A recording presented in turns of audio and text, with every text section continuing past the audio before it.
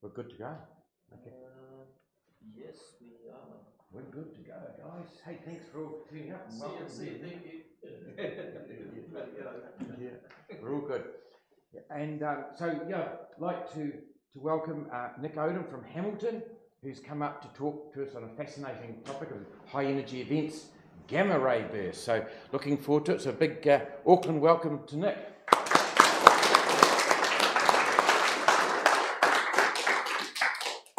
Thanks, Chris. I've been here a few times and I've always enjoyed coming here. Can you hear me all right? Yes. Yeah, okay. This subject is a rather unusual one. It's one that I got interested in from reading this book, Flash. I'm really interested in the history and the development of ideas around things, and because this was a real puzzle when it first came up. I originally gave this talk several years ago at Hamilton, but I've updated it because quite a few things have happened since that book was written. Gamma ray bursts. The story starts in the 1960s during the Cold War, when the Americans...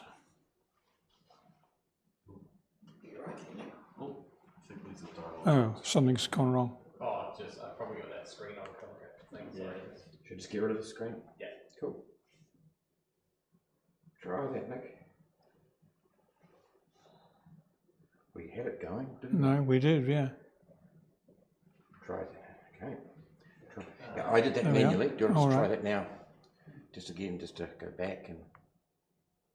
No. I'll do it. I'll just have a look, see what we can do. Otherwise, I'll just read. Oh, here we go. We're in business. There you go. Oh, okay. My fault, sorry, Nick. Yeah. The Americans launched a series of satellites called Vela satellites. They were military satellites, and they were designed to detect nuclear explosions in space. They were worried that the Russians might test atomic bombs in space. You might think that would be very obvious if they did that, but they thought they might do it behind the moon. They must be pretty neurotic to be worrying about the Russians testing atomic bombs behind the moon. But that's why the satellites were built, to detect gamma radiation from nuclear explosions in space. They were launched in pairs, the reason being that the detectors could be triggered by cosmic rays and other odd things. And they thought if they got two simultaneous signals on the two satellites, then that would be a real signal, as opposed to just random events. They got solar flares, of course, and every now and again they got a burst of gamma rays. This was one of the first ones that was detected. The first satellites didn't give the information in real time. They recorded it and then downloaded it when it was convenient. Also, the time resolution wasn't very good. The first satellites only had about half a second time resolution. This satellite has about an eighth of a second time resolution. The time resolution did improve as the satellites with later versions of the satellite. Also, they had no directionality at all. They couldn't tell which direction the flashes were coming from. At first, people thought, well, maybe they're coming from the sun. However, once they had more satellites in space, by getting the timing between the satellites, they were able to get a rough idea as to which direction they were coming from. Also, there were some interplanetary probes out in space that had gamma ray detectors on them. And again, by getting the timing, they could get a rough idea of where these flashes were coming from. And they seemed to be coming from completely random directions. They obviously weren't coming from the sun, and they obviously weren't due to nuclear explosions. So the satellites initially were military, but these were obviously nothing to do with military, so the results were declassified very quickly. This is Ray Klebezadal, he worked at Los Alamos, and he was the first guy who identified these. Thought this is something strange. We're suddenly getting bursts of gamma rays for no obvious reason. About 12 were identified during the first year, but as time went on, they recognized that on average, they were getting about one a day. They were completely random. The form and duration varied. Some were very short, less than 2 seconds, less than 2 minutes, sorry, no, less than 2 seconds, that's right. Some were much longer, like the previous one. As you see, that lasted several seconds. Some lasted for several minutes, even longer.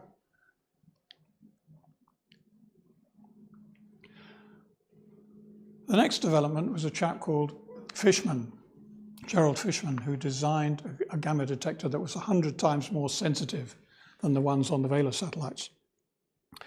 Also, the time resolution on these was very, very good. It was about 1,000th of a second time resolution. And he thought, well, put them on a balloon. If you can detect something 100 times fainter, you can detect things up to 10 times further away. So you should be able to detect things at a volume of space 1,000 times greater. So he launched them on a balloon. And he didn't find any at all. He got some solar flares. And after 6 balloon flights, he had 1 gamma ray burst. And it wasn't particularly faint either. He was expecting to pick up a lot of faint bursts and a few strong bursts. Very few, no faint bursts, 1 strong burst. So clearly balloons weren't the way to go. You had to have a detector in space on a satellite, observing over a period of time. So the next development was, that's the detector that he built. It's about the size of a large old-fashioned television set. Consists of a block of sodium iodide, I think, and when a gamma ray photon came in, it would scintillate, and then they had photomultiplier to pick up the flashes, little flashes in the crystal. It had a bit of directionality in that ones that came straight in gave a strong signal, ones that came in at an angle gave a weaker signal. So it did have a bit of directionality, but not much. So he managed to get this placed on the Compton Gamma Ray satellite. Now this was a big scientific satellite launched by the Space Shuttle. It was actually the most massive scientific satellite launched. I think it was ever launched. It was a lot heavier than the Hubble. And he had 8 of his detectors, 1 on each corner of the satellite.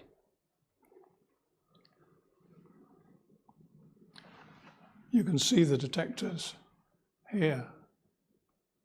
And they're facing outwards. So this rather acts like, if you imagine an octahedron. If you have a gamma ray flash, it'll register on 4 of the detectors. And because of the directionality and the relative strength as registered in those 4 detectors, you can actually work out which direction it's coming from, to within an accuracy of about 2 degrees. Now this is a map of the gamma ray emissions, continuous gamma ray emissions from the Compton Gamma Ray satellite. And obviously this is plotted on a galactic coordinates. Most of the radiation comes from within the galaxy, as you can imagine. So what was causing these flashes? Well, nobody knew, of course, but the most common theory was that there was something to do with neutron stars giving off these flashes. And if that was the case, you'd expect the distribution of flashes to be similar to this. And over the course of the next 5 years, over 2,000 bursts were observed. And that was the distribution.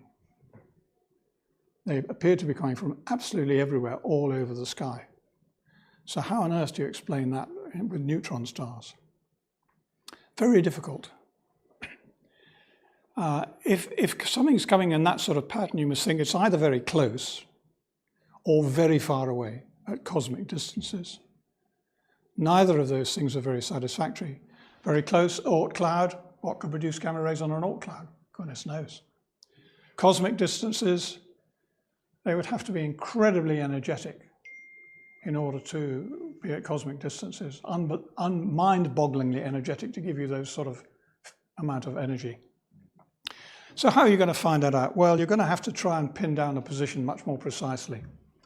Maybe using X-rays. X-rays, whatever emits the gamma rays, probably emit things at other wavelengths as well. With X-rays, you should be able to get a picture. Now, these 2 guys, at this point, they organized a debate, public debate, really, between these 2 guys, really, just to illustrate the arguments to and from what was going on. This chap, let me just have a look here. Yeah, this chap is called Lamb. Donald Lamb, yeah, who, they're both Americans. He was an astrophysicist and a scientist, and this chap's called Bohdan Paczynski. He was an astronomer. Lamb really supported the idea of neutron stars. Paczynski argued on the basis of the distribution this had to be cosmic, it had to be right out, distant galaxies producing this. Lamb produced quite a few arguments as to how neutron stars could give the continuous distribution, somewhat ingenious arguments as to how neutron stars could do that. I use the word ingenious in much the same way that Justice Peter Mann used the word during the Erebus inquiry, meaning he didn't quite believe it, you know. So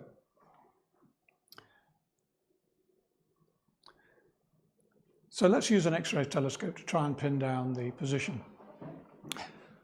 You can't just use an ordinary telescope to focus X-rays because they just go straight through. So the usual type of X-ray telescope uses what's called grazing incidence, which is the X-rays just graze off the surface of the mirrors, and that can be brought to a focus.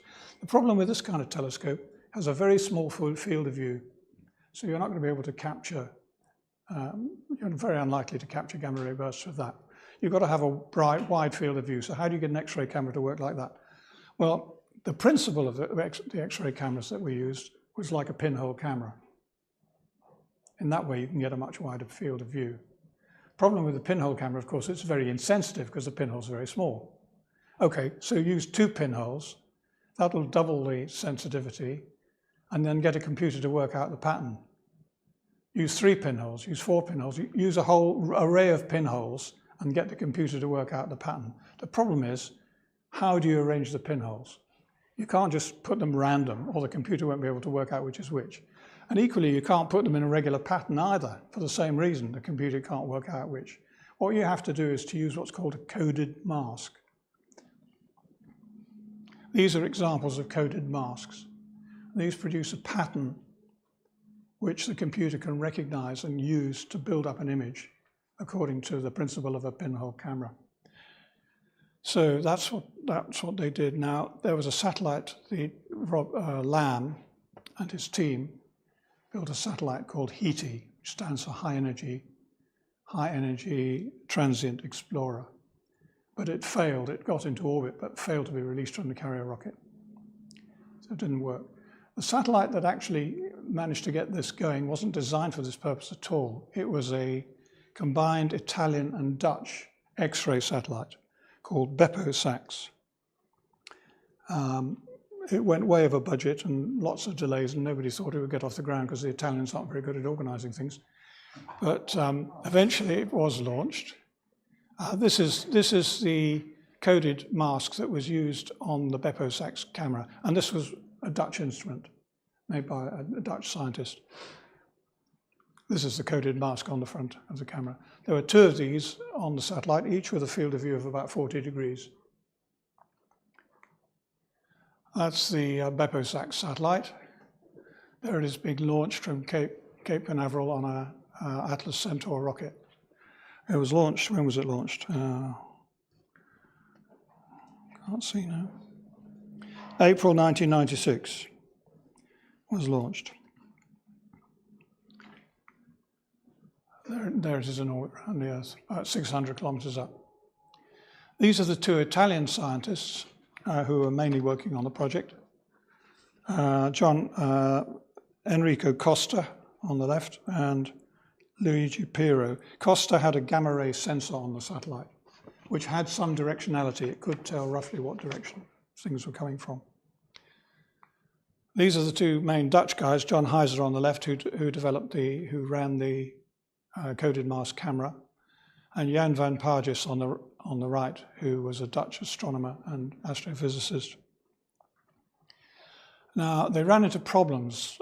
Whenever there was a gamma ray burst, it took a long time to deconvolute all the data and produce an image.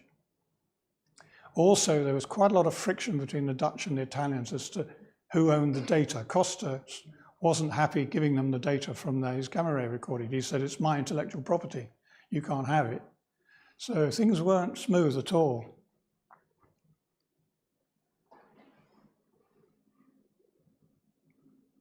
I'm stuck again.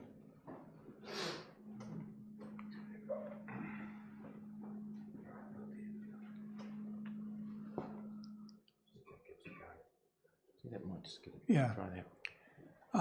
And whenever they got a position of anything, as soon as you looked there was nothing to find. Nothing, no image at all. It had all vanished. The first success came with these two guys. These are a couple of postgraduate students working in Holland with Jan van Pardis, under Jan van Pardis, Paul Groot and Titus Gallagher. And these guys would have their mobile phones under their pillows at night, and whenever a gamma ray burst went off, their phones would go off and they'd dash off to the institute in Amsterdam and start programming telescopes to look at stuff like that.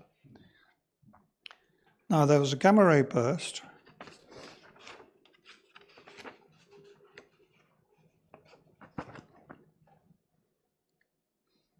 on the 28th of February 1997. And Groot and Gallagher had programmed the William Herschel telescope on La Palma to image it. And they were working there on the 11th of January 1997. There was a gamma ray burst on the 11th of January 1997.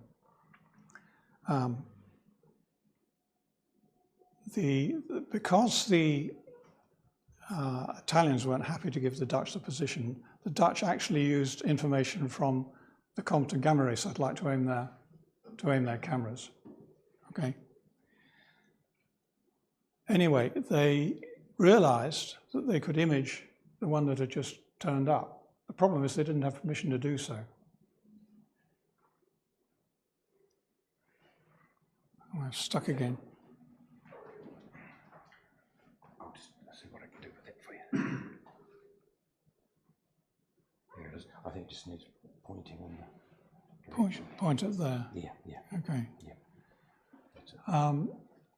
They tried to contact Van Parijs, but he was uncontactable. They knew they had to work fast. The gamma ray burst was in Orion. It was going to go below the horizon. If they didn't work really quickly, they'd miss it. So they decided to take a picture anyway and sort out the arguments afterwards as to whether it was the right thing to do or not.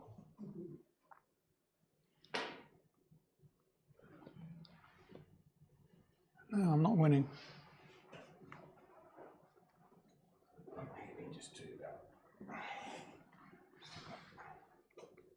I think it just needs a good push. Yeah, I did give a good push. Okay.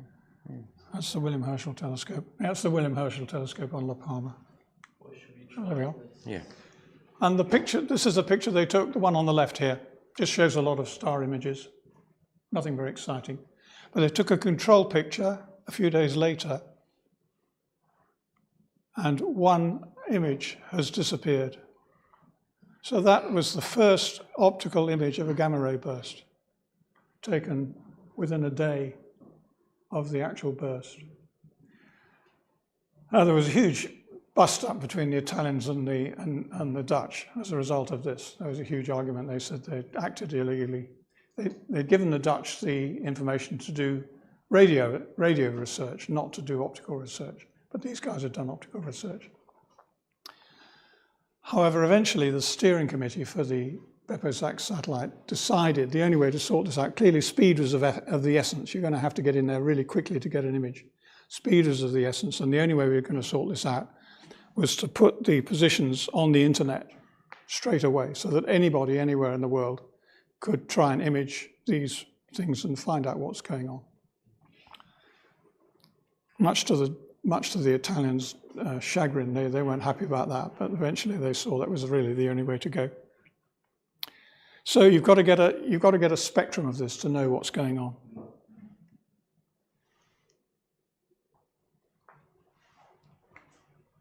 I'm not winning here at all. Oh, I see. You have to do a very quick. Just a minute. That's not right. That's gone about 3 forward.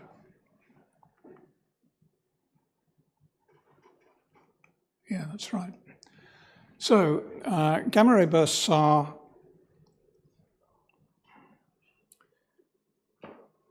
called according to the time that they occurred. This one Oh, it hasn't actually got. Yeah, this is it here.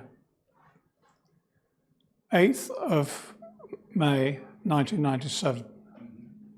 Okay, that's when that occurred. And this is, BATSI was the detectors on the Compton Gamma Ray satellite. Stands for Burst and Transit Search Experiment. Burst and Transit Source Experiment. So this was the BATSI trigger from the Compton Gamma Ray satellite.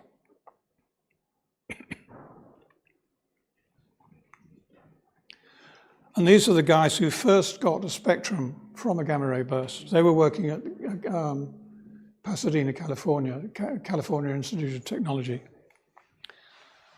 I've got the names here.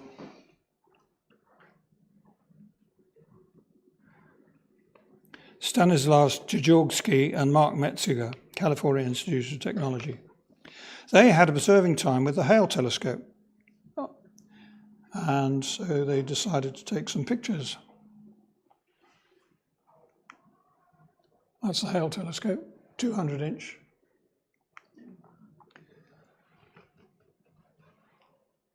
And this is a picture on May the 9th. On May the 10th, the image had actually increased.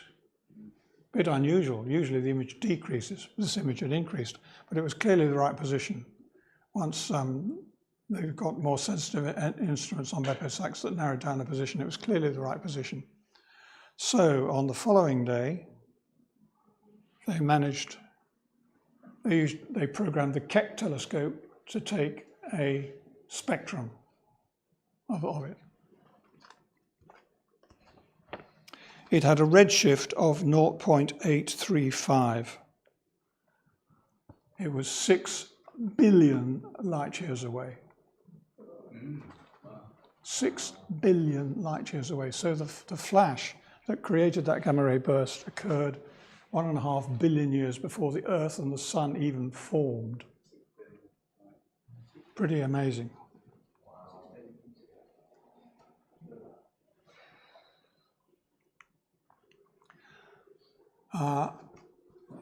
They also, not they, but other people managed to get radio observations from this as well, and there was radio signals over a period of several days afterwards at different wavelengths.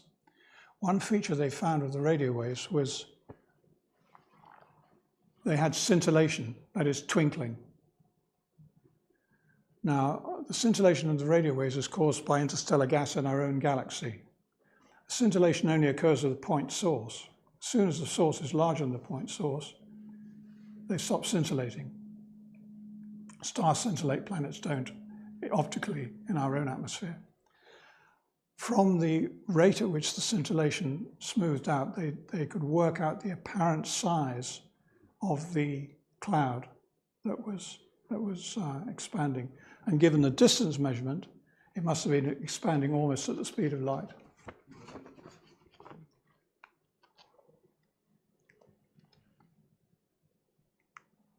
Here's another one. BATSI trigger. And the BepISAX looks at it, pins down the position more accurately. Oh, this chap's called Kulkarni. He's the boss at Pasadena, California. And there was a burst on the 14th of December, 1997.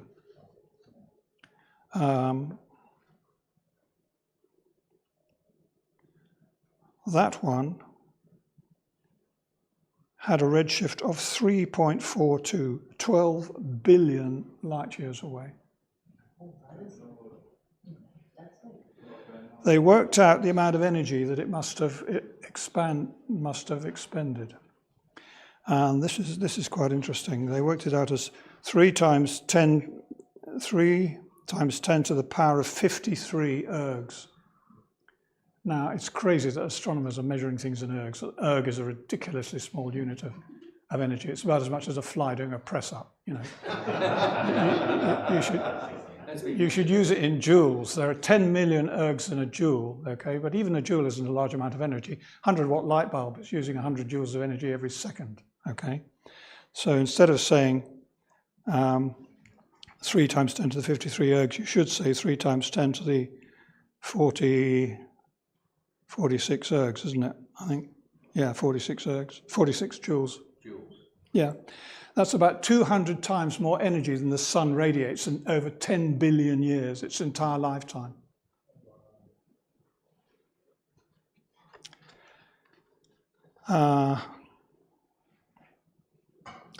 They have measured redshifts up to 4.5 and even more powerful ones than that.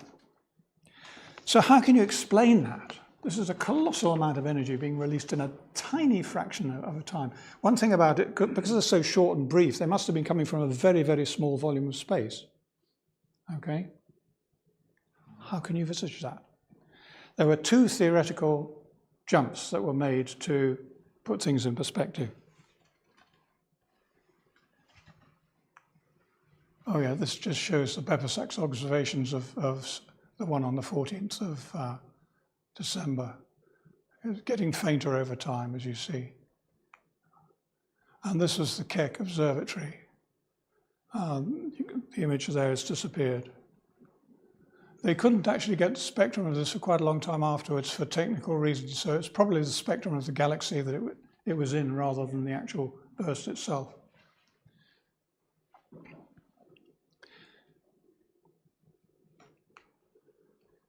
Oh, that's not right.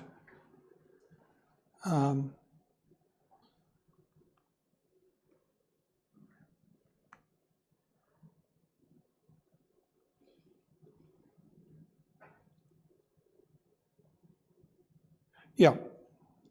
Sorry, I'm going backwards a bit now. There are two theoretical jumps that were made. The first was made by this guy, Martin Rees, who was the astronomer royal, the concept of a relativistic fireball. If a fireball is expanding almost at the speed of light, then it's coming towards you almost at the speed of light. Consequently, it will be extremely blue shifted. Not only that, but the time course will be compressed. Things will appear to be happening very much faster than they actually are. Okay? It's a bit like breaking the sound barrier. If an aeroplane comes towards you at the speed of sound, you can't hear it till it passes you. Then all the sound hits you in the form of a sonic boom. Now, of course, you can't break the light barrier, but you can approach it. And if something is approaching you at 99% of the speed of light, the time course will be compressed by 100-fold. So things will seem to be happening 100 times faster than they really are. Consequently, the volume of space will be 100 times bigger, cubed, which is 1,000,000 times bigger. So that's one aspect, but it still gives you a huge amount of energy. An enormous amount of energy, about at least 100 times more than a supernova explosion. But that assumes that the energy is being radiated equally in all directions. Supposing the energy is not being radiated equally in all directions, supposing it's coming as a beam, then the total amount of energy will be very much less. And there, probably 100 times less, and that's within the realm of supernova explosions. So are gamma ray bursts caused by supernova explosions? Well, the evidence of that, yeah, that's just an image of a beaming. We're used to beams being formed in galaxies due to matter accretion. Yeah, this is an accretion disk around a black hole in the center of a galaxy will send out beams along the axis. Maybe something analogous to that is happening with a gamma ray burst. I'm getting out of order here. Yeah. Yeah, on 25th of April 1998, there was a gamma ray burst. And it was localized. Eventually, they found it localized to this galaxy here.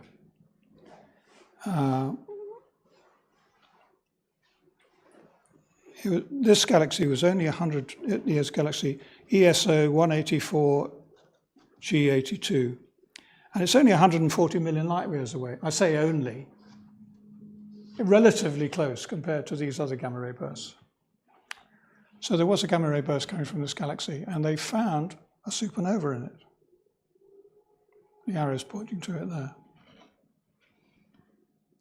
It was a type 1b supernova. Now, you need to know a little bit about what types of supernova there are. An exploding star at the end of its life usually produces a type 2 supernova. It collapses into a neutron star and blows off its outer layers. And type 2 supernovas have a lot of hydrogen in their spectrum. Type 1 supernovas don't have any hydrogen in the supernovas. Now, type 1a supernovas have a lot of have a lot of silicon, and these are caused by white dwarf stars that are in orbit around another star that become too massive and reach the Chandrasekhar limit and then explode, have a massive nuclear explosion and explode. And type 1a supernovas use as standard candles for measuring distances.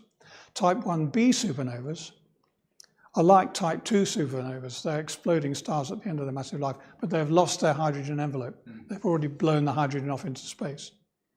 And type 1c supernovas have lost the helium as well. So they've blown off their outer layers as well. So what you've got is a very massive star, but a relatively compact star, the surface of which is made probably of neon or carbon or something like that. Also, it was calculated that the object that it collapsed into had a mass of about 3 solar masses. Now that's too massive for a neutron star. A neutron star, the upper mass limit of a neutron star is, well, less than 3 anyway. It's probably a little more than 2 solar masses. So this was a supernova resulting in the formation of a black hole. It was not a typical gamma ray burst. It wasn't as strong as it should have been, given the distance. So maybe the jet wasn't pointing directly at it, or maybe there was some other reason.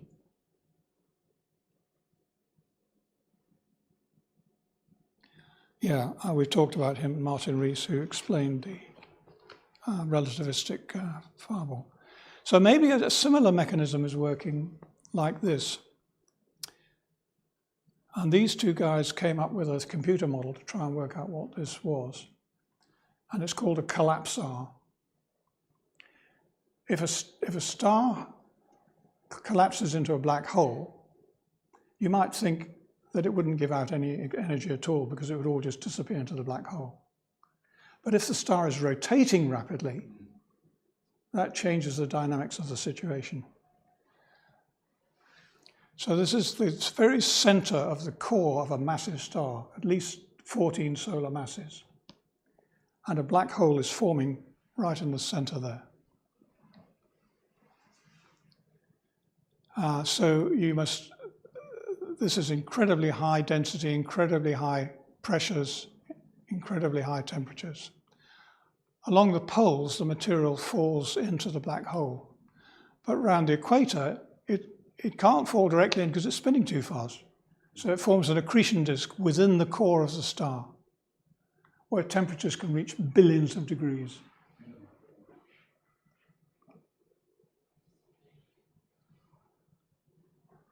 And there's a vacuum along the polar axes and this accretion disk falling into the black hole.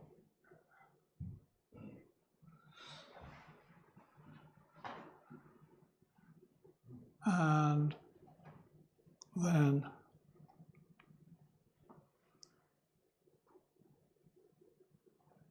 this forms a funnel where along the polar axis you've got a funnel of material falling into the black hole. The accretion disk around the middle. Boom.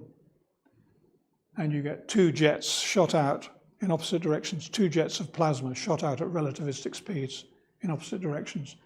It collides with the interstellar gas, and that creates gamma waves. So that's the model that they made. And that seems to explain what most gamma ray bursts are.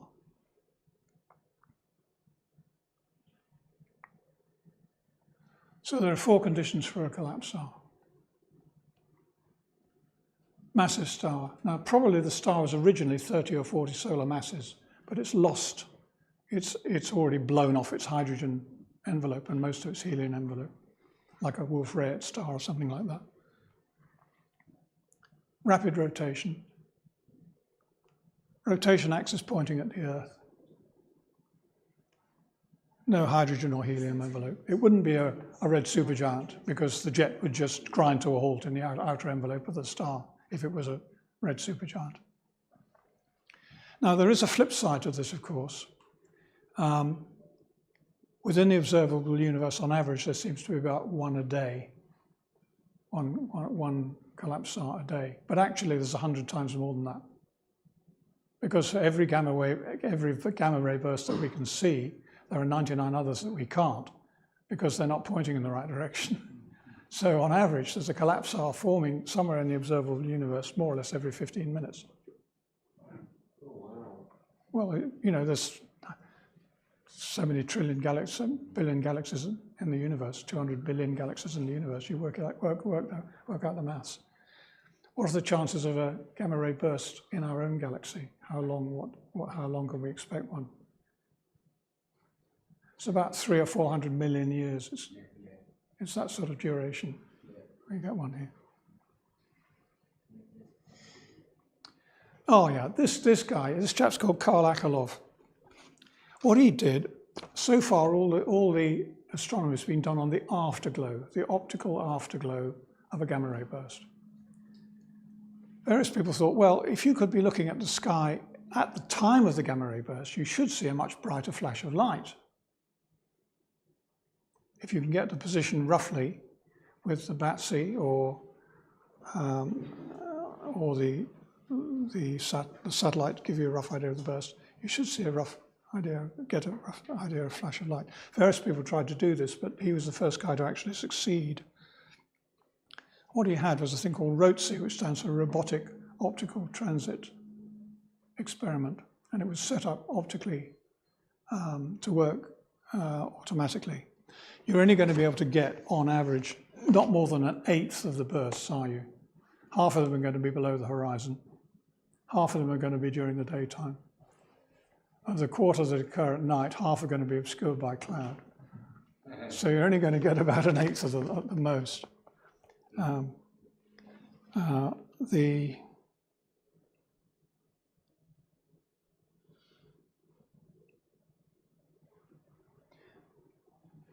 BATC could provide a rough position of the bursts on the internet within 10 seconds. That is approximate position within a couple of degrees. And if you have a wide-angle camera, you could probably capture it. So this was the first one that was captured.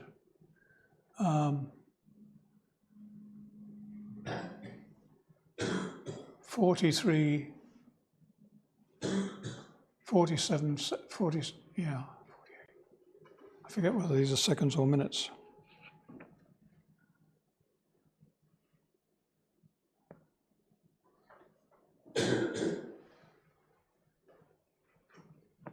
"47 seconds was the maximum, after the burst, was the maximum brightness.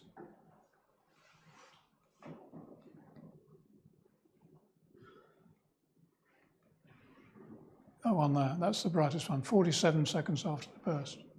And then it faded away. So if you had a pair of binoculars, you would have actually been able to see that as a burst. Maximum magnitude was 8.9. So you could have seen that with a pair of binoculars if you'd been looking in the right direction at the right time. You couldn't have seen it with my naked eyes though. Yeah. So he set up worldwide telescopes to look at optical bursts that way, getting information from HETI-2. They put another satellite up. HETI-1 failed, but HETI-2, they got into orbit, and that provided data quite quickly. These telescopes have a much smaller field of view, but they're much more sensitive. And if you set them up all over the world, they can try and capture these things.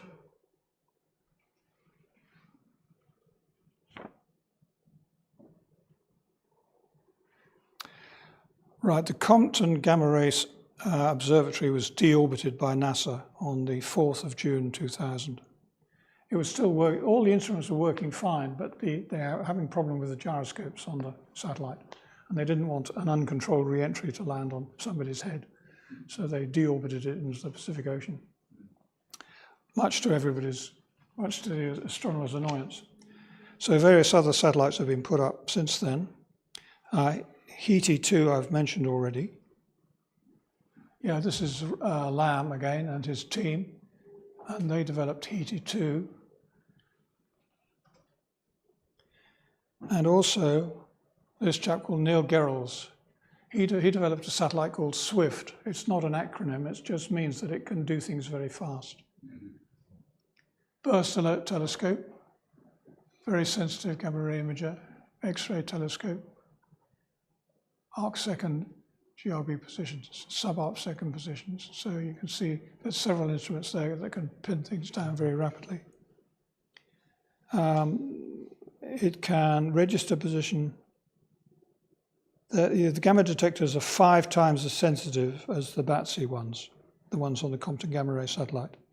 It has X-ray and ultraviolet scopes, can register position to within 2 arc minutes, within 12 seconds, 1 arc second within 90 seconds. And it can also measure the gamma ray spectrum. So there are other satellites as well called Ulysses, Fermi, and Integral. There are quite a few other satellites now that are designed to pin down the position of these things very quickly. You have to do it quickly because otherwise it all just disappears. Now, other things can cause gamma ray bursts besides collapsars. Neutron stars can produce gamma ray bursts.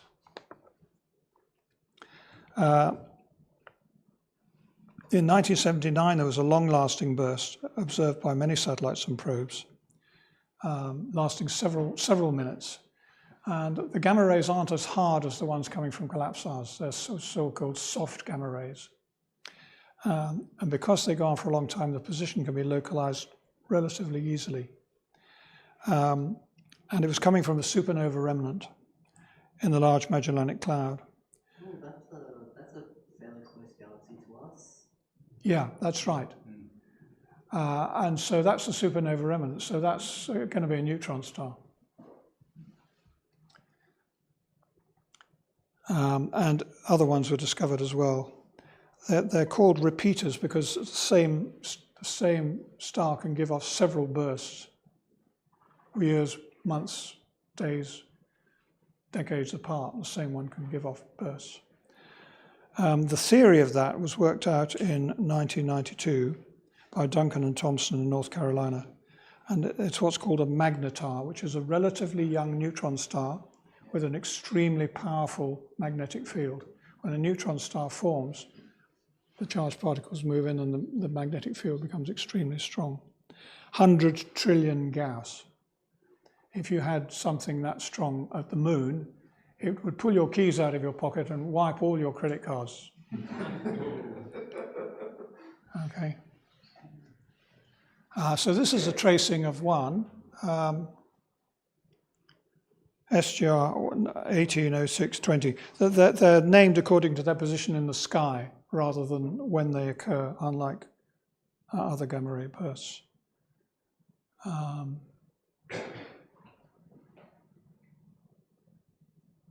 Yeah, this one is 1900 plus 14, so that's the right ascension, and that's the declination. And these are the traces, these are the satellites, Ulysses, Probe, Bepo-Sax, and it's got this jerk here. This is due to the rotation of the neutron star. They're relatively young neutron stars and they rotate very rapidly.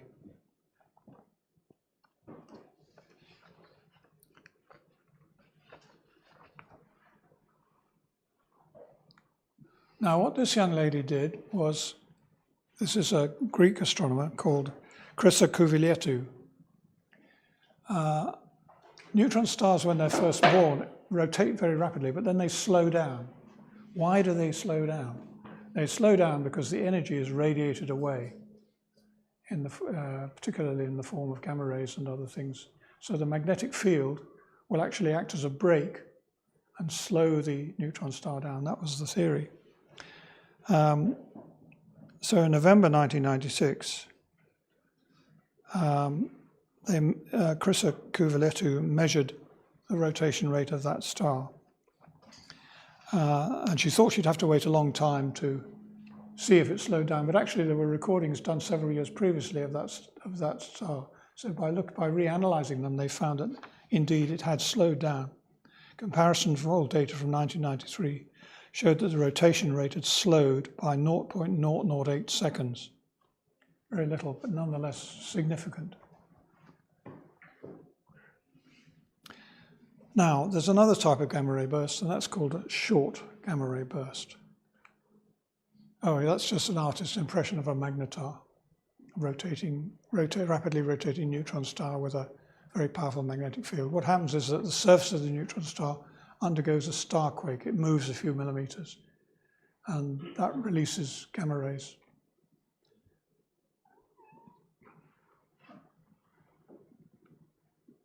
That's the position of one of the strongest ones in the sky.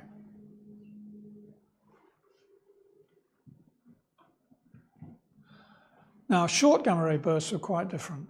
These are ones that last for less than 2 seconds.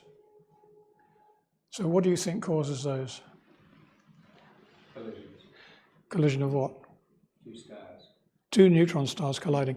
Everybody thought this is what it is. There are two neutron stars colliding. And they produced computer models to show how this works. And this is a computer model of two neutron stars colliding.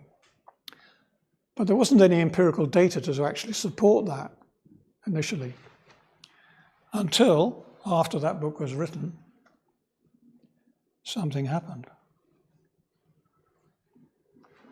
Gravitational waves. So this is a gravitational wave.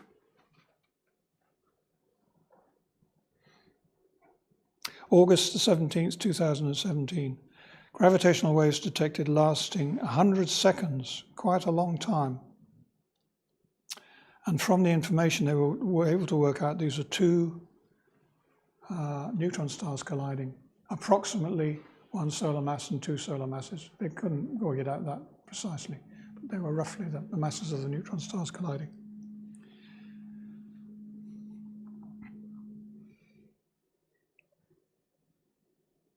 .7 seconds later, there was a gamma ray burst detected by the satellites.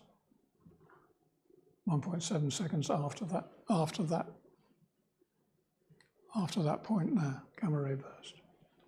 So localizing it wasn't that easy. They had to move very quickly to try and narrow it down where it was coming from, because it was a short gamma ray burst, not a long one.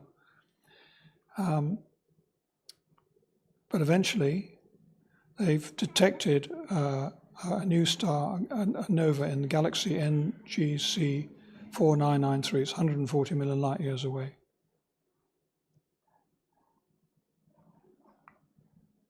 There it is. And this is what's called a kilonova. Kilonova is between a nova and a supernova. And this was caused by two colliding neutron stars. And over 70 people all over the world made observations of this and did a lot of spectroscopy on it. The light emission peaked 150 days later. It was observed by over 70 observatories. Material was ejected at 10% of the speed of light, and the spectrum showed gold and other heavy elements. A lot of heavy elements were formed with this.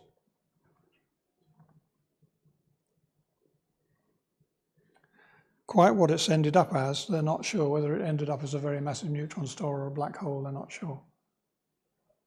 I think it would probably end up as a black hole.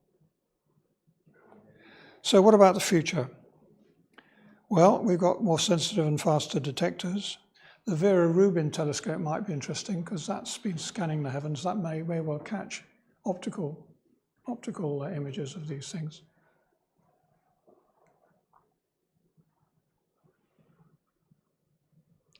So causes of gamma ray bursts, roughly speaking. Collapsars, they account for the majority, about 70% or so. Very distant, right out in the universe. Short gamma ray bursts, colliding neutron stars, neutron star black hole collisions. Ultra long ones are probably white dwarf or stellar disruptions by black holes. Not much said about that.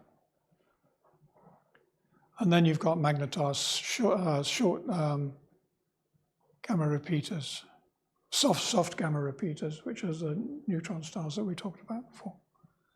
So that seems to be the situation now. So what would happen if there was a collapsar in our own galaxy pointing at the Earth. A powerful jet of energy would be shot right towards us. Bad news. Intense gamma rays radiated. It could be catastrophic. Yep, all that. It would clean up a lot of the life on one side of the Earth, and it would cause the nitrogen and oxygen to fuse in the atmosphere. And it's quite possible that some of the two of the mass extinctions in the past may have been caused by gamma ray bursts. The late Ordovician mass extinction has been hypothesized as being caused by a gamma ray burst. No proof of that, of course. So sorry, I mean, no matter the distance Yeah, or the energy that's released exactly. because of the relative size of our galaxy. If it was in our It's still own an galaxy enormous and the event. rotation axis was pointing Yep. towards us, it would be very bad news. Wipe us out. Likely to have that happening. Not likely to happen for, 1 in 400 million years. yes, it's several hundred million years, so, but you never know. Well, There are other things to worry about, Trump and people like that. Is he a whiteboard? Yeah. That's it, finished. thank you.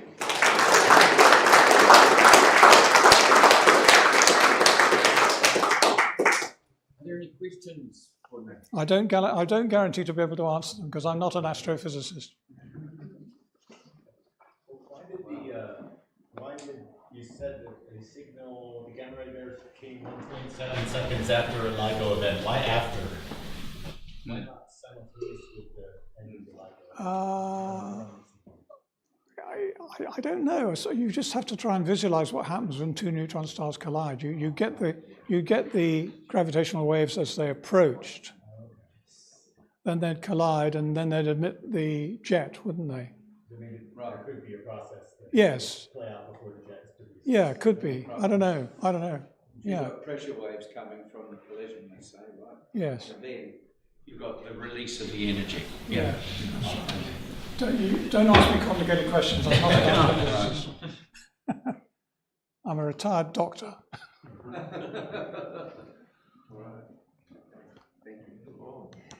Any other questions? Any other discussions?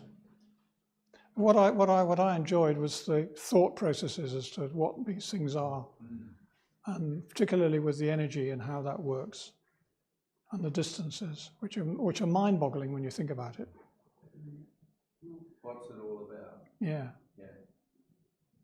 You estimated we'd see 1 in 100 because of their directionality. Yeah. So what's the sort of size of that beam? They vary. I think it varies between 2 and 15 degrees, something like that. On average, it's about a hundredth. On average. 100th of a degree. No, a hundredth of the total circumference. Yeah. Yeah. So that would reduce the amount of energy by a factor of 100, roughly, which takes it from being mind-bogglingly huge to within supernova type energy. Yeah.